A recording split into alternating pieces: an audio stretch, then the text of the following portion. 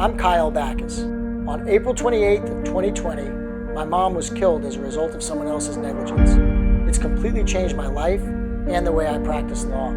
If you too have felt the pain of losing a loved one and you don't know where to turn, let me be your guide on what to do next when the unthinkable happens.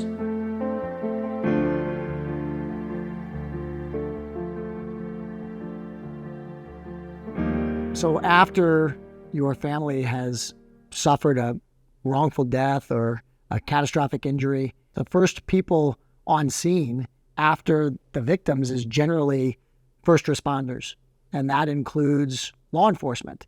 I think that there is a misunderstanding as to what law enforcement can actually accomplish for a family following a catastrophic event that's caused by the negligence of somebody else. I know in my case, my own family situation, when my mom was run over and killed by a concrete mixer truck while walking in a crosswalk with the walk sign, all caught on video. And this commercial driver wasn't paying attention and killed my mom and took her away from our family forever. You know, my brother and sister, who aren't lawyers, reach out to me, and as we're dealing with the law enforcement and the investigation and the criminal process, I remember distinctly my sister saying, well, Kyle, I mean, the guy who killed, the professional driver who killed our mom driving a concrete truck, like, he's going to jail for a long time, right? Believe me, I wish that the answer were yes. Yes, he is, but that's not the answer. And why is that? Well, the criminal justice system, and there's a civil justice system, which is different, right? And you need to understand they're two completely distinct systems. The criminal justice system is a system designed essentially to punish intentional conduct that breaks the law. That's what it's about.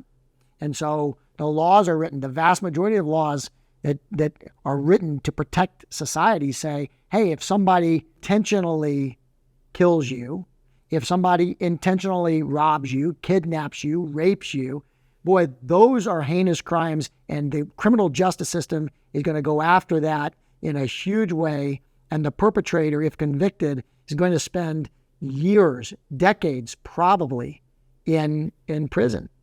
But once you go below that and you say, no, it wasn't intentional, no, it wasn't reckless, they weren't on drugs or alcohol, they weren't driving 100 miles an hour through an intersection, they just acted carelessly, they acted unreasonably and carelessly, and they'd kill somebody, that's not even a felony in most states. That's a misdemeanor. And the distinction between those two things is a misdemeanor is generally punishable by up to a year in prison, no more than a year, up to $1,000 fine. And in most cases, for a misdemeanor, for a first-time offender, it means 0 time in jail and maybe $1,000 fine. Well, in my case, and maybe in yours, right, my mom is just as dead right now as she would be if the driver of that truck had intentionally killed her. But the penalty in the criminal justice system is nothing. To me, it feels like nothing. What, the guy going to lose his license for a year? Going to pay $1,000 fine? And he killed my mom? Right? That's an awful consequence. The scales of justice don't seem to be fair. The punishment doesn't seem to fit the crime. But that's the way the system is set up.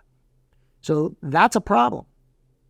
That's a problem with the system. It's not a problem with that police officer. It's not a problem with that prosecutor. I mean, it could be if they fail to do an investigation that would reveal a higher level of conduct. But in most cases, they're stuck and limited to bringing the charges that they're able to bring because the law is written and they have to be able to prove beyond a reasonable doubt each and every element.